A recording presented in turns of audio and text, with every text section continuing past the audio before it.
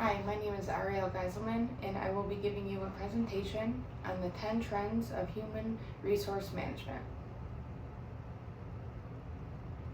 The first one is remote work and flexible work arrangements. The importance of it is, like before COVID in 2020, which was a huge deal, 17% of people worked 5 days a week from home. It increased to 44% after 2020 due to nobody wanting to be around other people and going to work. Another importance is the worry of less face-to-face interaction. Will the job get done correctly and when it's due? Will the job be done in a half-assed manner since they are doing it from home rather than at the facility?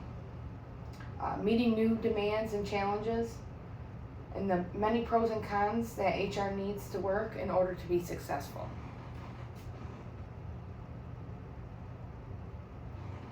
The positives of remote work and flexible work arrangements are working from home allows a wider variety of workers, including stay-at-home moms.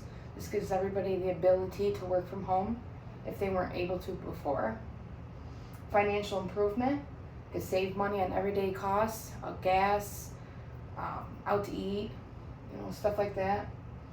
A more diverse workforce and a quieter work environment. That always is sometimes not, goes to say for everybody because kids and whatnot. Being fully remote reduces operating costs, no commercial space, increases employee retention. You can still work even if you're on the move, if you move to one city. Improved morale and improved employee health and reduced office politics. There are challenges that come with remote work and so if employee engagement, since you're obviously working at home, you're not engaging with other people as much, unless it's through online. Facilitating communication. You could have a feeling of isolation, only being at home instead of around people. Reliance on technology, since everything you're doing is through technology, Wi-Fi, everything, all the connection. Adapting to new recruitment strategies. And adapting to new strategies for tracking job performance and helping employees stay on track.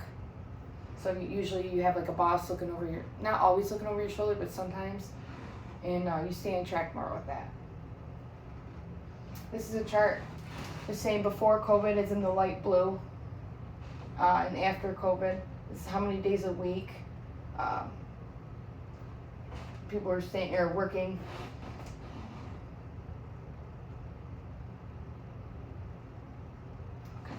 Another one is artificial intelligence and automation. The importance, this makes it possible for a machine to learn and perform human-like tasks. Forms the basis of all computer learning and is the future of decision making. Provides businesses with new tools and ways to manage their workforce. This can definitely change the number of employees in the workforce. In the workplace. Determine if the tasks are getting done correctly from a machine. Can improve accuracy and decision making. Enhancing the company. And then speed, precision, and effectiveness comes into play.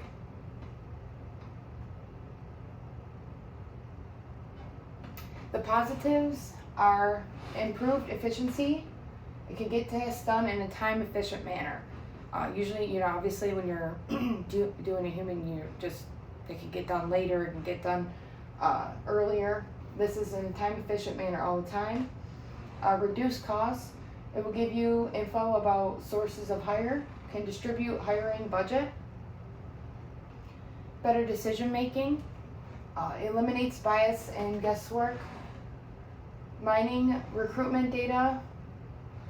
Helps with paying attention to new hire turnover and new hire retention rate. It can help you concentrate on things like time to fill, and time to hire. Also, give focus on costly things like job advertising and the cost per hire. Employee monitoring, which especially helps with large workforces.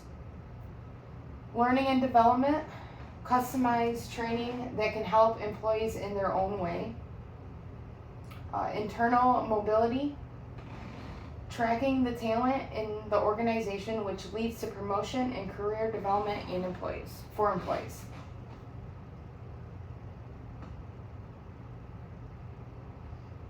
Also, there is challenges. The lack of human interaction and emotional intelligence, risk of job loss and employee displacement. If more of these HR tasks become automated, then could lessen jobs for employees. It's taking away jobs from employees. Employee privacy and data security could be at risk because of hacking and cyber hacks, and that happens with everything. Everything nowadays that's always going to be a risk. Potential bias and discrimination could be trained in a certain way, leaving it to possibly discriminate against certain groups.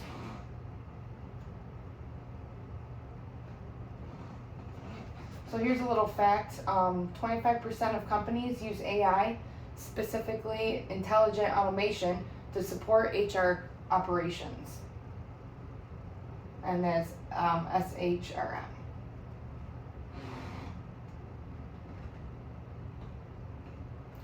Another one is employee well-being and mental health support, which is obviously always important in the workforce. It is at the foundation of an organization and the well-being of its employees. Mental health has a direct effect of the performance at work and its surroundings. This can always make or break a company. You need your employees to keep your job going, or to keep your organization going. So if they're not happy, you're not happy. If there's a lot of turnover, the company can lose money in recruiting and hiring and training process. If your employee's not happy and they're constantly quitting, and then you have to rehire, retrain, you're using a lot of sources. It shows if the company actually cares about its employees and wants the best for them as well as the company.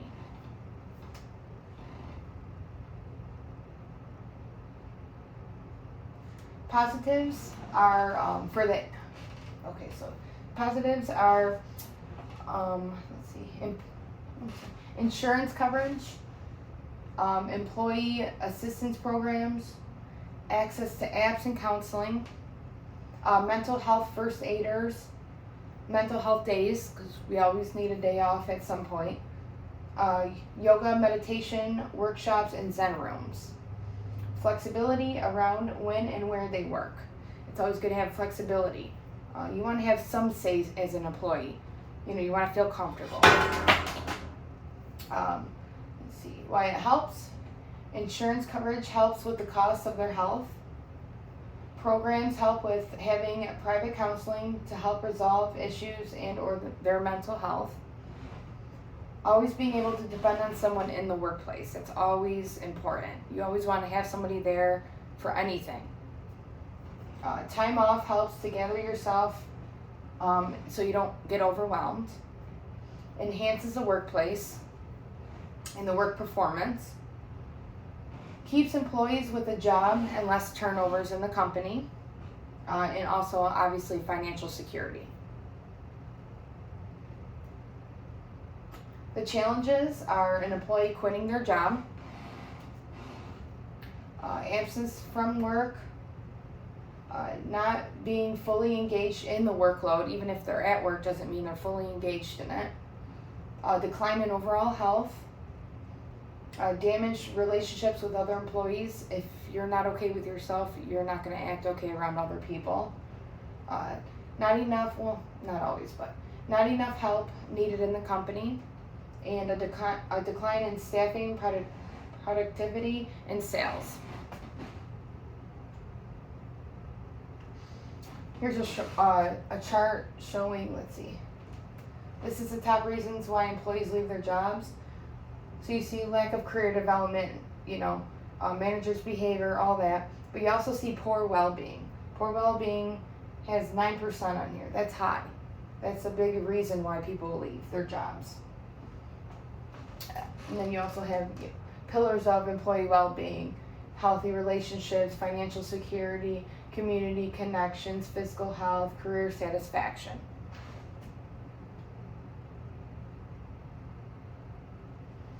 All right, another one is diversity, equity, and inclusion. Almost 95% of organizations use DEI initiatives, but only 38% have DEI strategy. Diversity is important because it's different backgrounds comes with different points of view. If I come from a different background than you, you might think of something different than how I think of something, or have a different idea. Equity is important because it requires that employees recognize barriers and advantages. This is the difference between equity and equality. Inclusion is important because this is what includes everyone, bringing about diversity. No one is left out. The goal for DEI is having a successful workplace and all the people can succeed professionally together. Positives are diverse views help leaders make fewer biased decisions. So everybody has an idea. You make a decision based on everybody's different ideas. Recruit better talent. There's more people. There's a better variety of talent. Increase customer satisfaction because of better ideas and products. Improve employee satisfaction. Increase revenue. And enhance innovation and reduce turnover rate. Also, improve customer service, create better problem-solving abilities. Each person feels welcomed, respected, and supported. Expanded market reach, and as a group, become more creative. More ideas, obviously, more creation. Creative ideas. Positive attitudes.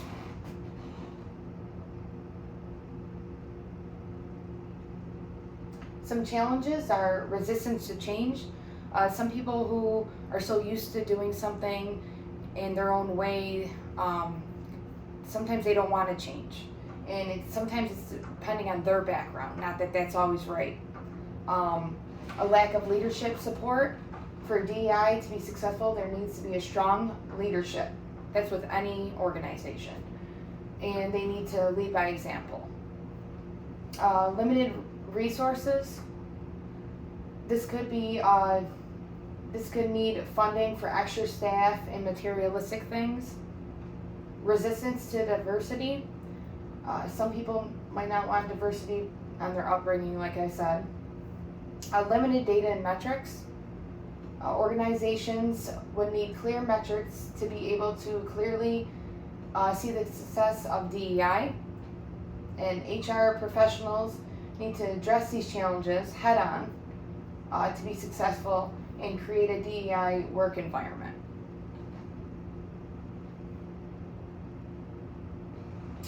Okay, so this shows the benefits of why diversity and inclusion are so important. Better business branding, better communication, good employee relations, good employee retention, just everything. It brings out better in basically everything.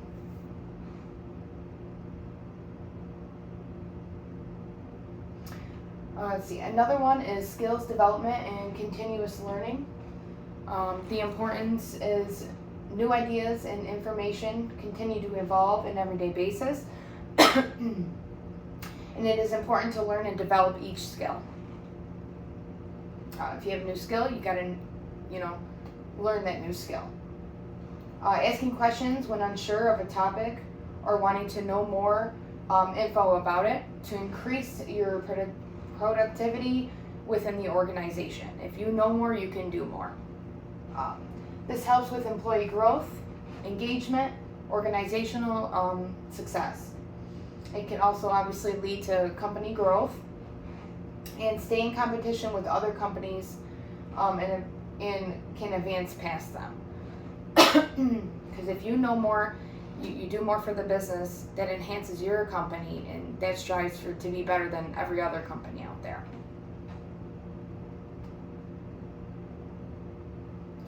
Some positives are expand employees' skill sets, increase skill and knowledge retention, generate new ideas and perspectives, raise employee performance, boost morale, the company grows, ensures organizational adaptability, boosting productivity, better alignment with business goals. The HR can strategize by identify skill groups. They can design learning programs. This always helps. If somebody has questions or something, you have programs to designate these people to, these employees to. Foster a learning culture. Provide learning resources. Support skill transfer. Encourage collaboration. Measure learning impact. Promote lifelong learning. And stay updated with industry trends. If you're learning more as time goes on, you're keeping up with the new trends in that organization.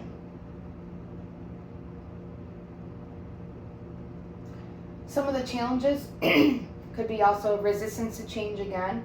Employee who has worked in a routine may not want and resist to learning a new skill development. They're either too comfortable in their workplace or they're scared to fail. Lack of resources. This can lead to increase of time and money. Lack of support from management.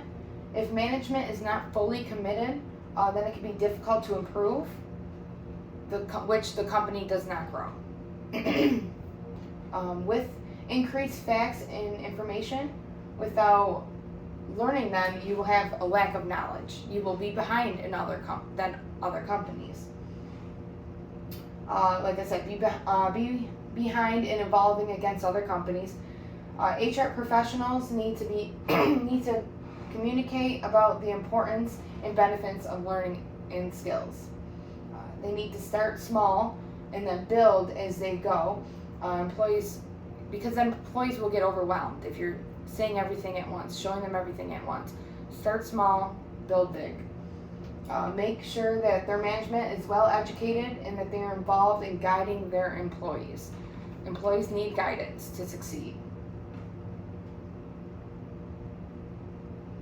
Okay, next one is data-driven HR analytics. The importance has been very important and beneficial for human relations departments. The data used enables a company to estimate a range of HR metrics impact. It helps with the decisions made for human relation aspects. It is a way in which to find employee engagement level. It helps with continuing the overall growth of the company and its employees, and it helps with recruiting the right employees.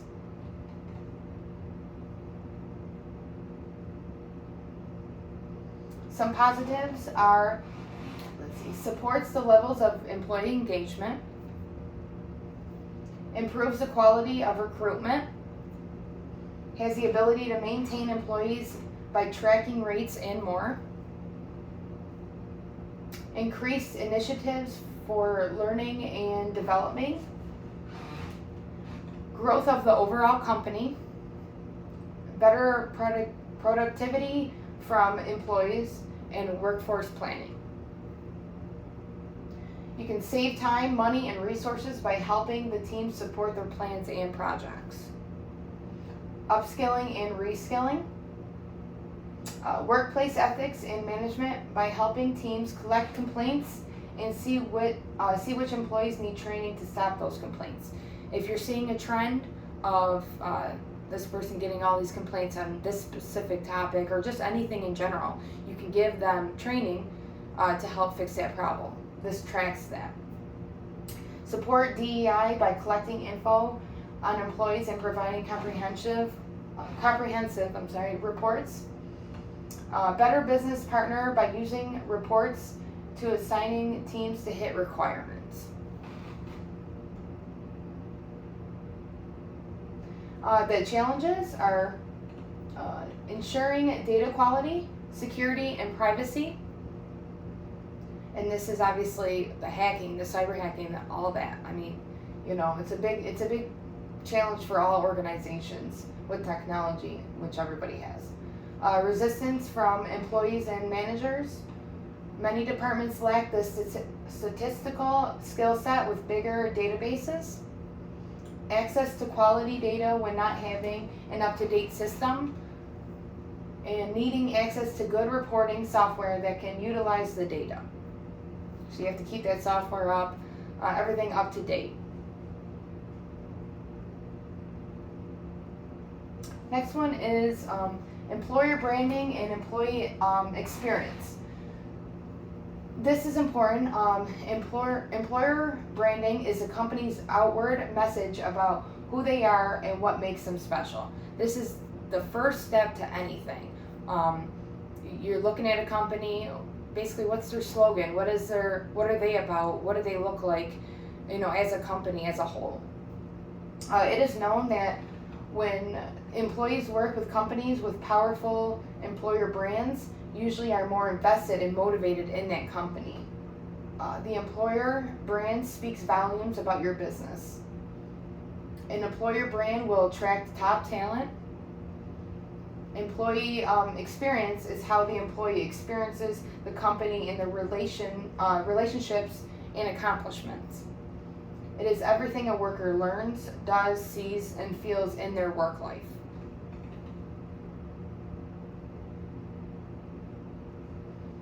Okay, the positives of employer branding are to attract great employees and keep existing ones. Being proud of a good organization, being proud of who you are and what your company is. Reduce recruitment costs. If your company's good and your employees are happy, in your employer branding, I mean, you're not going to leave that company, so you don't have to recruit more people. Reviews from employees who share their positive work experiences to other in social networks. It helps with recruitment. That is, today social network is everything. You have positive reviews about even restaurants, this or that. You're going to want to go there. You're going to want to check them out. Convey your brand value. A skilled professional will always go for an employee with a good brand reputation. Culture and diversity, that's overall in the overall growth of the company. The positives of employee experience: attracts top talent, increases employee retention, boosts the productivity with better communication and shared problem solving, fosters great team relationships, focus on trust, communication, respect, recognition, improves employee well-being, the overall well-being of every employee, improves customer satisfaction. An engaged employee with experiences at work are more likely to produce a better quality. You have better experiences, you produce better. Strengthen employer brand. Employees who are giving good feedback about the company give people a good outlook on the company. The challenges of employer branding are finding an employee value proposition, which is a combination of rewards, benefits, and opportunities that a company offers its employees. The alignment of a corporate brand with an employee brand. Having consistent communication. Keeping up and using social media. It's always a struggle. You always want to make sure it's good on social media. Keeping up with a positive online reputation and adapting to remote work. The challenges of employee experience. are feeling less connected and involved with remote learning, improving employee satisfaction, increasing employee productivity, embracing new technologies. It's always a challenge, I feel, especially for me. Personalizing employee journeys and development. Every employee is at a different level. Okay, it just shows like employee brand experience, awareness. It's considering company as an employer, onboarding process, performance management, professional enhancement, and enjoying. It shows you what damages our employer brand. Unfulfilled expectations, lack of orientation, care and support, lack of feedback. What strengthens our employer brand? Fair and competitive compensation, friendly atmosphere, mature and inspiring leaders, mentors, and more.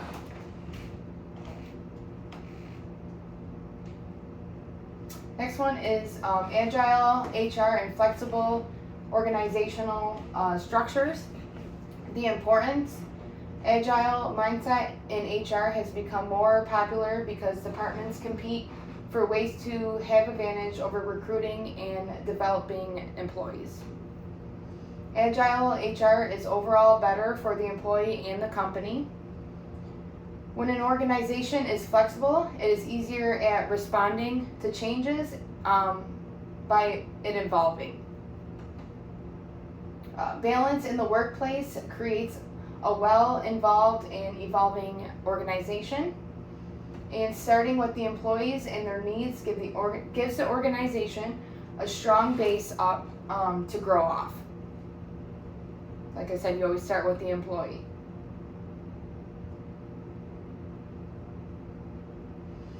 Some of the positives are for team. This is for the positives for Agile HR.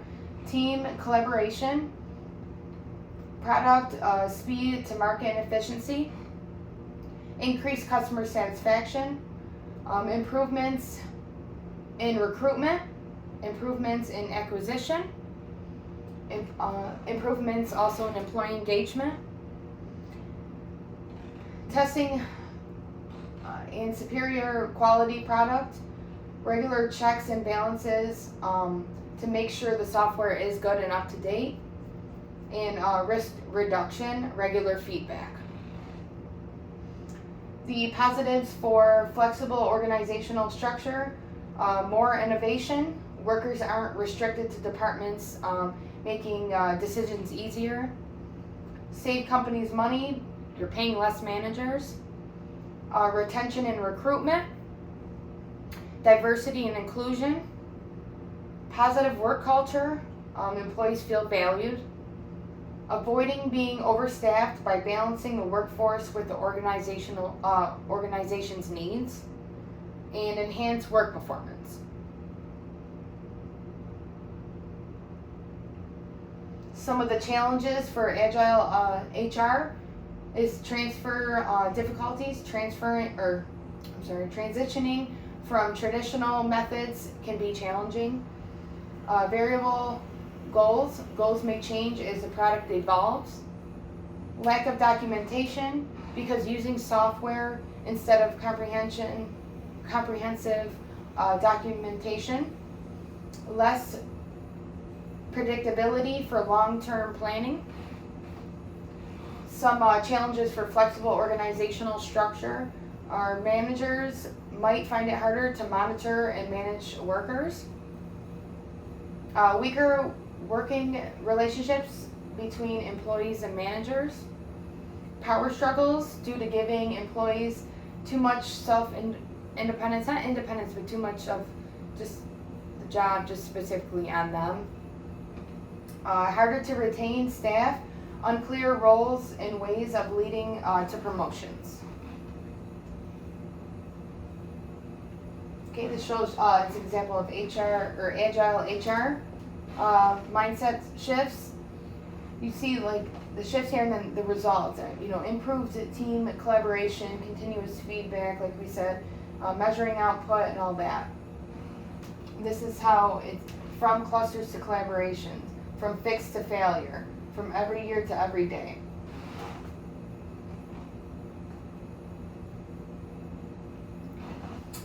The next one is remote onboarding and virtual training.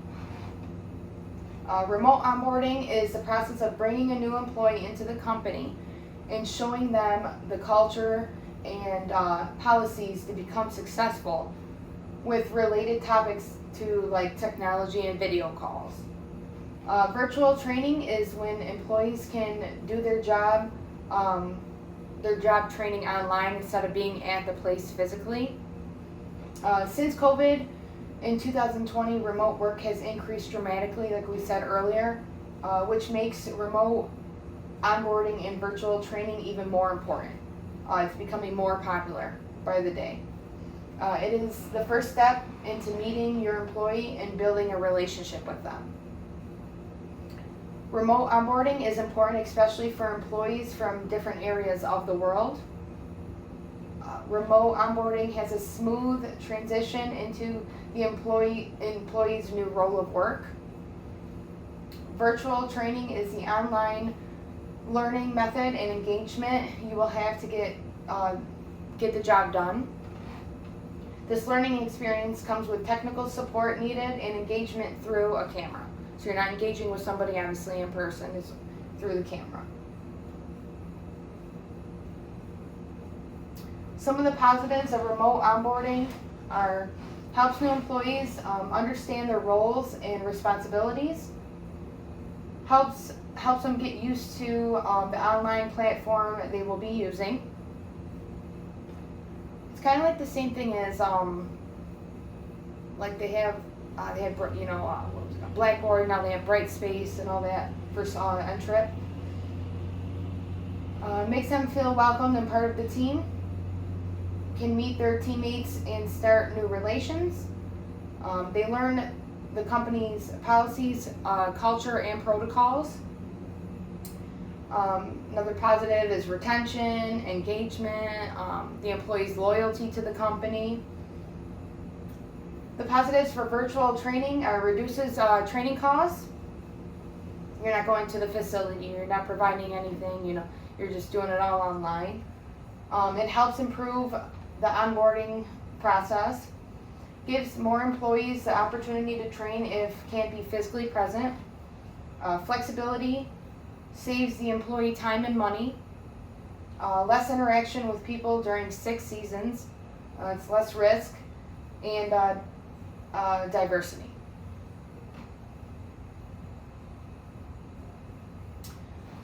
Some of the challenges for remote onboarding are new employees may feel isolated from the rest of the team. Sometimes I feel like that with online school, because I don't really talk to anybody in person or anything like that. So you feel a little isolated from the class even sometimes. User accounts may not be set up in time and technology equipment may not arrive in time. Unsure of who to ask for tech support. Navigating virtual communication. Information overload for employee. Some of the challenges for virtual training are self-paced, training is not engaging and has a low completion rate. There isn't an easy access to experts and peers to learn from one another. The feeling of being overwhelmed. Technical difficulties resulting in the loss of work. And staying motivated. Sometimes it's hard to stay motivated in online work, learning. Okay. Here's some percentages. Let's see. 53% of HR executives indicated that good onboarding boosts employee engagement rates. It's over half. As much as 20% of staff turnover occurs within the first 45 days of employment.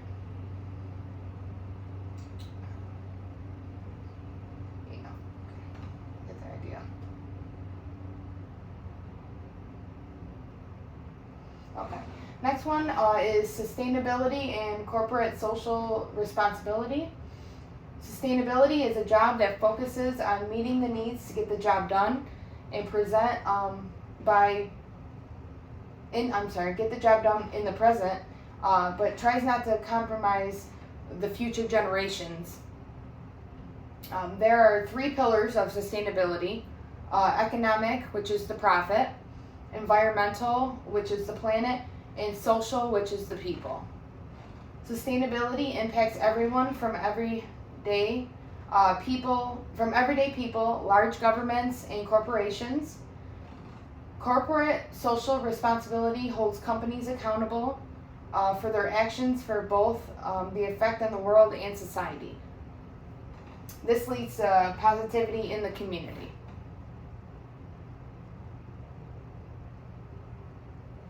Some of the positives of sustainability is job security, flexibility, sustainable competitive advantage, self-responsibility, work-life balance, influential organizational culture, and employee morale. Some of the positives for corporate social responsibility are boosted company reputation, public trust, by holding companies accountable. This shows that somebody can trust you in your company. Increased brand recognition, positive stories brought to people. Improved customer loyalty, capital growth, employee retention rates, employee engagement, and greater sustainability.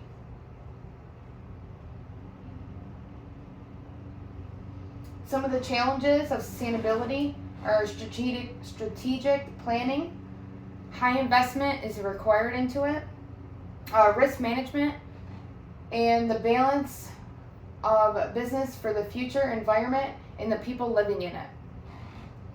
Some of the challenges for corporate responsibility are balancing the expectations of different stakeholders, may create conflicts, avoiding greenwashing, which is misleading claims, criticism, and managing resources, the cost effect, time, and the effort. These are some percentages of that. So this says right here, 78% of investors rank corporate sustainability responsibility reports as important when evaluating a company. 76% of companies report on CSR as a way to reduce brand reputation risk. 40% of Fortune 500 companies publicize their CSR efforts via a dedicated section of their website. So that is my presentation on the 10 trends, and basically the world has changed dramatically over the years, especially after COVID in 2020. It just shows you how much we use the internet, software, virtual training, and how all that plays in effect if you're working remote from home. Basically how the organizations treat their employees, why it's so important to treat your employee good and let them have resources, let them feel connected, and they want to feel like they are a big part of the company itself, because without employees you do not have an organization, you do not have a company, which means you can't compete with those other companies. So thank you very much.